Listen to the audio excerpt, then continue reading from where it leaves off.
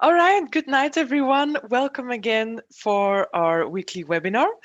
And I'm super excited because today we're going to talk about one of my favorite topics, which is branding. And, for many people, branding is still like a very vague, very vague. Um, thing concept but actually it is super important, and if you understand the importance and what you can do with it, then well, it's actually super fun to be very conscious of that, and you can start to leverage that to get more customers actually in your business. So why is branding so important? So a lot of business owners, they just start out, or they're like, okay, well, I just set up a social media account, and set up a few links in my bio, and I don't know, just send out, it's put in some nice picture, I create a logo, and then they think they have their brand. But actually, people don't really always know what a real brand actually includes and what it takes, and um, how important it is, because indeed, a logo in and of itself is not the most important thing. It's the promise to your customer. That's actually the most important thing. So, but before I already give you the most critical answers, we're going to tackle a few points today. So we're going to start with what is branding based, then, if it's not just the logo and the name and the brand name and that's it, and some colors and so on. What is branding then? What's the goal of branding? Branding in 4 easy steps. And then at the end, we're going to talk about a framework for branding, which is called the StoryBrand framework. So if we start with what is branding, so actually, simply put, branding is the promise to your customer. So it tells them exactly what they can expect from you and from your services.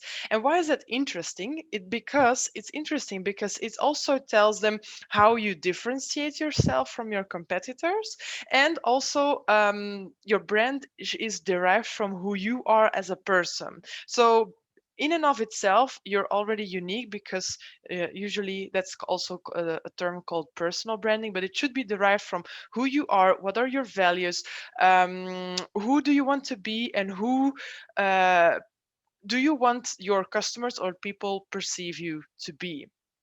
And so that's actually the main thing about this, is that you want to make sure that your customers start to create an association with you and the promise to your customer. So for instance, just to put it super clear, if you are opening a pizza restaurant, okay, let's just put it like that, and you're like, okay, these are the most delicious Italian pizzas. Okay, they're maybe not the cheapest, but they're the most authentic um, crusty Italian pizzas. Okay, that can be your promise. But it is very different to, okay, what expectations are you do you as a customer have when going to that restaurant, as regards to, for instance, well, I just serve the cheapest big pizzas, big portions, cheap price, like bulk, yeah, bulk pizzas. That's another thing, right? So if you go to such kind of restaurant, then okay, well, it's not actually a restaurant, it's more like fast food, and just, I want to get a super big pizzas, super cheap, and that's the expectation you have as a customer. So that means that the branding of that restaurant should be super cheap, cheap and big pizzas. You see the difference in here? So that's basically the expectations of your customers towards you and your business, actually. So that also brings us to the second point, which is, what's the goal of branding? So the goal of branding is to actually express, to create brand awareness. So you want that your customers, they to create instant associations with us. So if someone says, okay, I want to have, I love to have a unique Italian crusty pizza. Oh yeah, well, then you have to go to that place. They have the best Italian pizzas, authentic with the crusty, bottom, let's say. But if you say, okay, I just want to binge eat on pizzas, then they say, okay, no, you don't have much. Okay, then you have to go to that one super cheap, and you get you get a lot of pizza, right? So those are the associations that are being triggered, and that's where you want to stand for. And how can you do that? By doing this consistently. So if a customer goes to your restaurant with, the authentic Italian pizzas with a crusty bottom, then you cannot just you cannot just serve crusty pizzas one day and then and then not crusty but the other day, right? So you have to be consistent in that, and only because you are being consistent, then that's the expectation they're going to have, the experience they're going to have over and over again when you are delivering on your promise. So you have to be consistent with delivering the promise that you are serving, and yeah, that's just super important. So it's actually yeah, how you do it or how do you deliver it is also part of the communication. So how can you also do that? By the way that you are communicating, by the way you are if you say, okay, this is the way that the experience you're creating, the name, of course, but also what, where, when, and to who you plan on communicating to, how you are delivering your experience to your customer. That's also all part of the branding. So again, to go to switch that on the examples I just gave, in the one hand, with the cheap, huge, big pizzas, the people are not expecting candles on the table and super authentic Italian music in the background, nice and big romantic tables. People are not expecting that. They just want huge bulk pizzas, cheap price, and maybe there's not even a table paper on the or on the tables, or maybe it's just takeaway only. That could also be the case, right?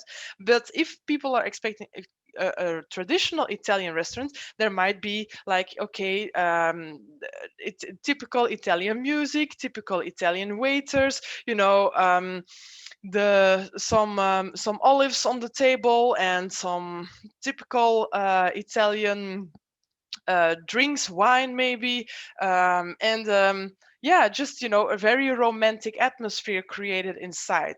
So that's a totally different experience, but it's also part of the brand, right? So it's the total experience that you're doing. So if the Italian restaurants, then for instance, it takes maybe more time when they are serving their pizzas, but the big the big huge pizza deliverer, he maybe, timing is super important, so it has to go fast. People don't want to wait, they just want to eat. It has to go quickly and it has to be cheap. That can be the three things that they want to stand for. So that's then their brand, basically.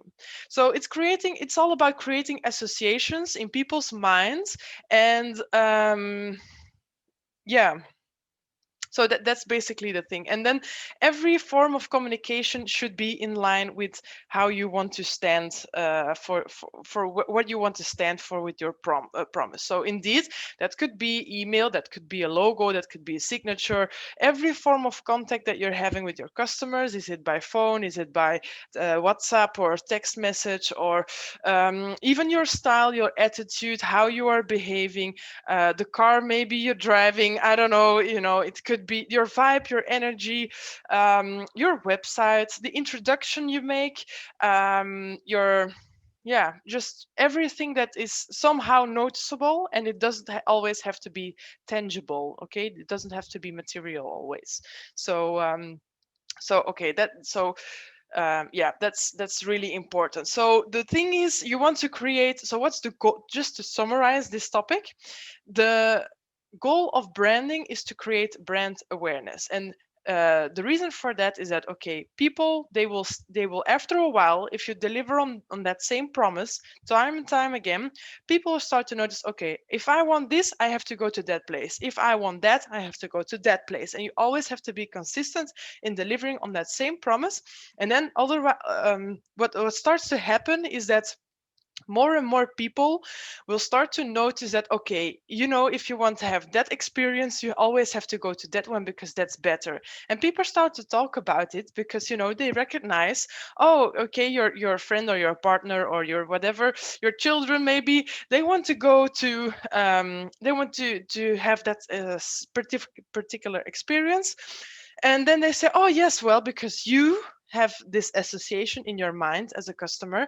Oh, if I want to have this, then I have to go that way, or that person, or and then they start to call you, text message you, hey, can you do this or that for me, or deliver on the thing that the association or the promise that you always have consistently been sharing. So I hope that really makes sense.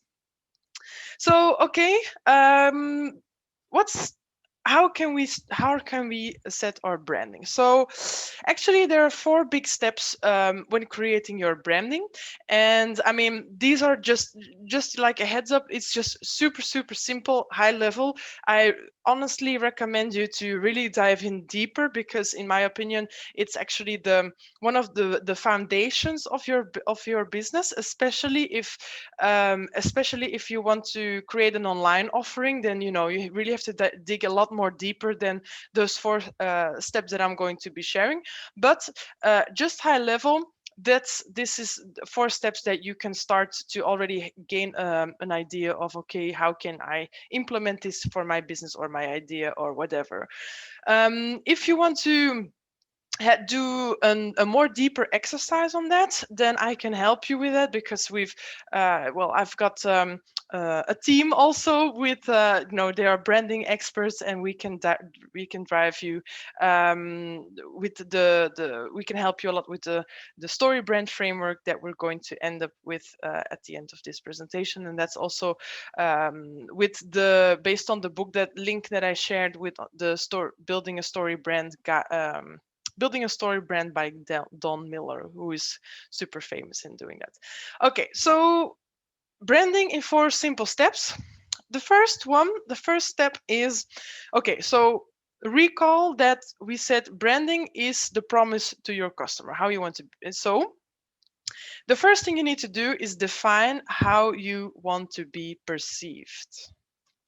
So then we go again to an example. So when your customer have finished using your product and service, how do you want them to describe the experience they had?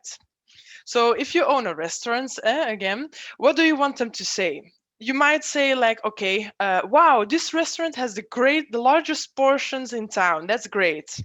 If that could be one of the expectations or experience goals or branding goals that you might have. Another, but sense the difference with, for instance, this one.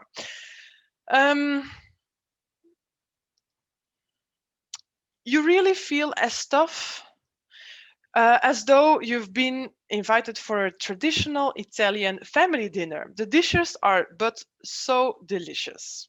So that's a total different experience, right? So you really want to create this traditional family Italian family dinner experience. So that's a whole different experience. And that's notice the difference with another example, which is the service is quick and the food is okay, but the price is definitely unbeatable. So that's more of a very clear example of, okay, so the service, it has to be quick, it has to be a lot, and it has to be cheap. Okay, so see your brand as the promise to your customers. So that's the basic idea, and a promise that's different from your competitors. That's the thing. So that's the first step. So define how you want to be perceived. The second step is organize your business based on this based on this promise. And this might seem very simple, but that's absolutely not the case. And that's also where we are focusing on a lot. If you would consult me further to go deeper into this, because of course you have to make a transition and make sure that you're aligned with your business. So for instance, you want to keep the promise that sets you apart from your competitors, and that implies that you're doing something more than what they're doing, and so with regards to your competitors. So the restaurants that wants to be recognized for its unbeatable prices, well, they will have to find a way to maximize the number of tables and the number of customers served per table per evening, for example. So the margin per individual customer will be less, but the number of customers will make up for it. And that's just an example of how you want to make sure that if you want to say, okay, I just want to have super cheap pizzas, but you still have to earn your money, because of course that's important, right? So how can you do that? Make sure that you can serve high volumes. Maybe it's just takeaway, and not all the nice fringes and all those little things. So your brand will greatly influence the way that you will organize your business. I hope that's very clear. Okay, so that's the second step. So we said define how you want to perceive, organize your business upon this. So how are you going to make sure that you will always constantly deliver that on that same promise? And the third step is makes super easy again, but communicates your promise. So what you are promising is exactly how you want to be, that you want to know, you want to make sure your customers know what you stand for. You want your customers to have this awareness, create this brand awareness, and create this association. So that means that you have to communicate that. And everything you do, literally in communication, but also everything that's experienceable, that you can feel the customer, everything of the customer experience, that's all part of your branding. So that's what we said earlier. How the way you speak, what you say, how you your attitude, how you show up, if you are always consistent on time, the way you respond in your emails, maybe how accessible that you are. Yeah, so and of course also if you are more focused on online, okay, how does your website look? How easy is it to reach you? How easy is it to make use of your product and services? So you have to make sure that everywhere what you're communicating, whether it's on social, and this is something where social media can come in, of course. I mean, you have your website, you have your social media, you have everything that you're deliver to your customers, but also the way that you introduce yourself. How would you introduce yourself? I would suggest, well, just state the problem that you are solving, the how you are solving it, and why it does it help them to create a better life. So that could be like your introductional one-liner, basically. So other things, ways that you can start to communicate is, of course, through blog articles, or if you have a business card, that's still quite traditional though, but your signature, your using a tagline, your websites, and of course everything on social media, your bio in there. And if you are in contact with your customers, then well, you can also ask them to verify if they experience exactly what you're standing for. And if you don't know, okay, well, how should I put up my branding, but you do have customer, just ask your customer, okay, do like a survey, ask them a few questions. Okay, how do you like my survey? What do you like so much about it? If you start to see that you're getting consistent, basically the same answers, not just ask one person, because of course that's not always representative for your whole customer base, but ask several questions and to several customers. And if you start to see some overlap in there, that could mean that that's your that could be your branding purpose. But also, if you are feeling like, okay, I want to change my business, I want to have another target, you can also move away from that, of course, and just create, okay, I want to just make a decision. I want to stand for this and this and this. So how do I have to change my business in order to create that experience for my customers? So yeah, so that's step number 3. So communicate your promise. So step 1, define how you want to be perceived. Step 2, organize your business in a way that is based on this promise. And then, communicate your promise. And then the fourth one is the super, super crucial in here, because that's simply to be consistent. If you make a promise, you cannot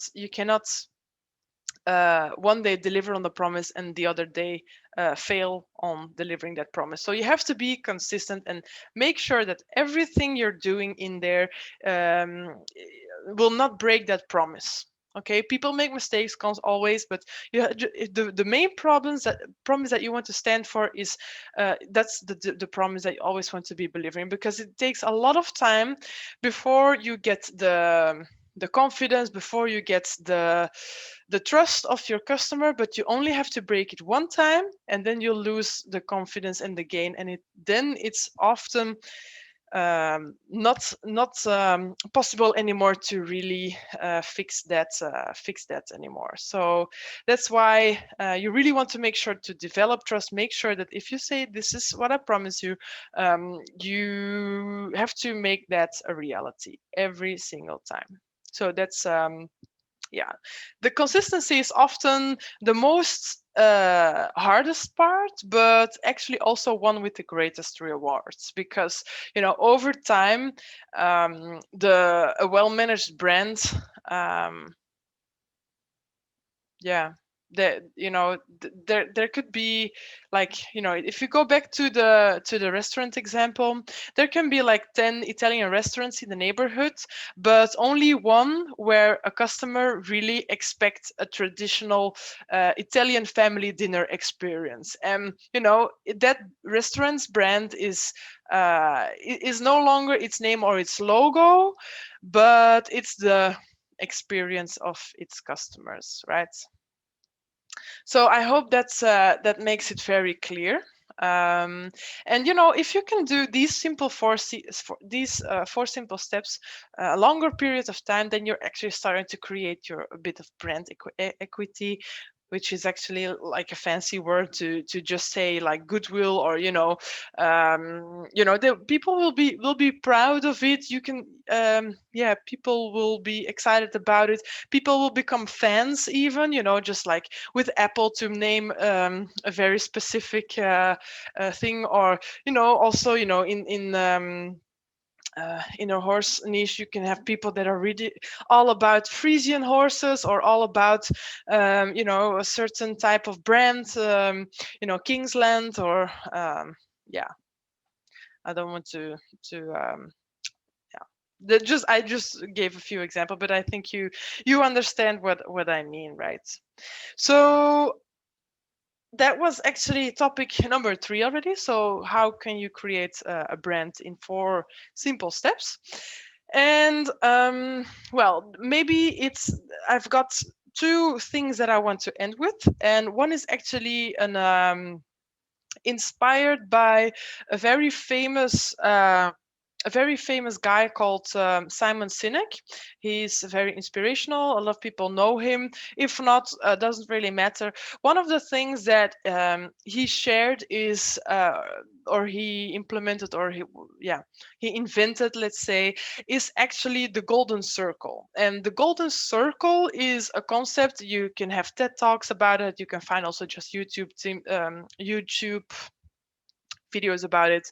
But basically it says, you have a big circle, and that explains, just a really big circle. And just imagine that. And that's actually the what. So many organizations, or business owners, they know what they do. They, for instance, one of his examples is, okay, is Apple. Let's take it, Apple computers. So Apple, they could say, well, we create computers, but now they can also say, well, we create iPhones, we can create iPods back in the days, or iPads, all kind of devices. Okay, so okay, that's perfect. They create computers. Okay, well, that's not what will make me warm if people say, well, I'm making computers. Okay, well, but then, okay, then you go to an inner circle, which is how do you create computers? Well, we create it from the best quality, we've created from this, from that, it's always secured, and all these features, and so many inch screen, and I don't know, with the Apple logo, and the whole things about it. Okay, then you have a lot of features, and that's already a thing that not all business owners know how they are doing their business. Maybe that's already starting to feel familiar, but um, that's also not the real reason why people will really become fans of you, of your brand, etc. The real reason why they will become a fan, or of you and your brand, is your why. And the why is the most inner circle, and of all organizations and business owners, they often don't know their why, which is which is why it is the most inner circle, and the golden circle, to put it that way. Because the why is the story. Why do you want to do this? What's your value? Why? What drives you? So for instance, for Apple, it's like, okay, what's their biggest why? Well, they want to enable people, creative people, that you are ambitious and creative, and an artist, and all those kind of things. So every person that feels that they want to identify with that why, oh yes, I'm an artist, oh yes, I am a designer, or I am I'm thinking out of the box, I am a rebel, I want to change the world. Those are the people that will that's the brand, that's how it's working with, for instance, Apple in this case, that people are such a fan of Apple. Another example, let's put Nike shoes. Okay, so what do they sell? The big circle. They sell shoes. Okay, well, okay, sports shoes, and it's sports shoes to go running and tennis and whatever. Okay, so how did they do that? Okay, well, yeah, you can put those shoes on, and it's especially with the textures, and your footprint, and whatever, the way it bows, and all these kind of features. I'm not an expert, as you noticed, but I'm trying to make this concept more clear for you. So okay, so that's not, then we come to the why. So why do they do that? Because Nike, what's their famous slogan? Just do it. It's for the people that just want to beat the odds. They want to go for it. They want to run marathons. They want to become the champion.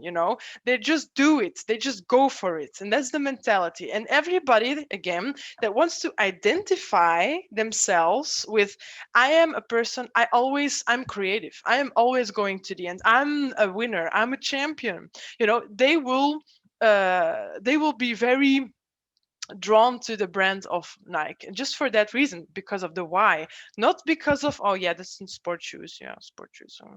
Okay, but it's because of the why. You see, you're getting this. You're getting this. I hope this becomes very clear. So if you're interested to read more about it, just type in on YouTube, or type in Simon Sinek, the Golden Circle, and you'll for sure find that.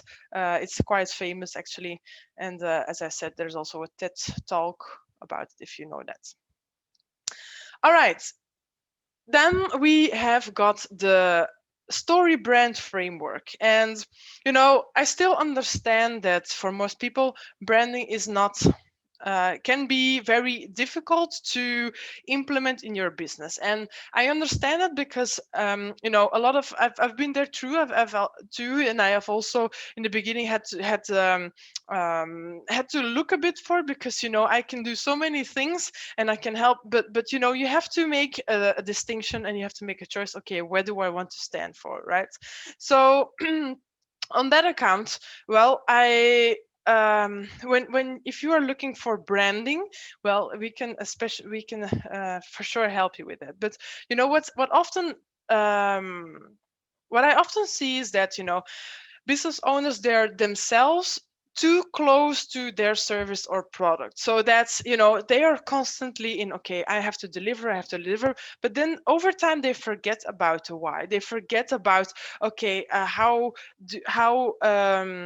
what's going on in the customer's mind just before they enter or want to buy your product, right? Because you are already, exactly the ins and outs, why, how much, why is it better? You're the expert. But that, because you're such an expert, then yeah, it's actually pushing people away, because if you don't speak the language of the customer, that's only on level 0, to put it that way, then you can never match it with an expert level. So you have to make sure that you can communicate in a way that it will attract customers to you. That really obligates you to make your promise super clear, super simple, and in a way that it's still attracting customers, and that's how we are using the StoryBrand framework from Don Miller to really get this message super clear, to create a brand framework for you and your business. And it's actually, a very good book on that, from Don Miller, of course. And actually, we always ask to, okay, read the book first, and after you read it and you're like, okay, yes, this is really how I want to proceed, how I want to build my business upon, then well, you can then let me know, and then we'll take you in for a first StoryBrand session, which is still free. And then after that, we can see, okay, where do you want to go to with your business, and how can we help you with that. Of course, that's actually the thing. And the StoryBrand framework is really super proven. It's from it's actually from America, but that doesn't mean it's not working here, of course. So it makes you super clear on what you're offering, what you want to stand for, and it helps you clarify your why of your business. Because if you are yourself too close in your business, then it's you can only find the right people by communicating at the level that they are, right? And I don't mean that in a weird way or so, but of course, you have to make sure that you do that in the right way. All right, I see that this one is a little bit of a longer session today. I hope it was super useful. So with regards to the StoryBrand framework, I would definitely recommend you to buy the book. It's I don't know, it's 10, 20 euro dollars on Amazon or so. I've put a link below as well. I'm sure that you will be able to learn a lot from that. It's super marketing made simple, really. You will be able to identify the transformation of your customer, really. So how do they feel before they are using your product, your service? How do they feel after they use your product or service? What do they actually want? What are their main problems, both externally, internally, psychologically? From there on, okay, how do you help them using this? How do you help them solve that problem? What's your plan to help them solve the problem? And what's the call to action? Call to action is a marketing term to invite them to take action. And is it to in my case, read the book, let me know if you want to, and then let me know if you want consulting on your StoryBrand framework. Yeah, and that ends in success because, of course, now they finally made the transition. They went for it, and then what are the successes, and what if they don't take action, right? So they will still be super vague on what their promise is. They will struggle getting the right customers, and yeah, they will actually remain at the point that they are in their business. So yeah, in super short, that's the added value of a proper StoryBrand framework. So that was it for tonight. I hope you enjoyed this. If you have any questions, if there was something unclear, let me know in chat, write me or reply to my email, doesn't matter. And I'll talk to you next week. And yeah, have a great week. Bye bye.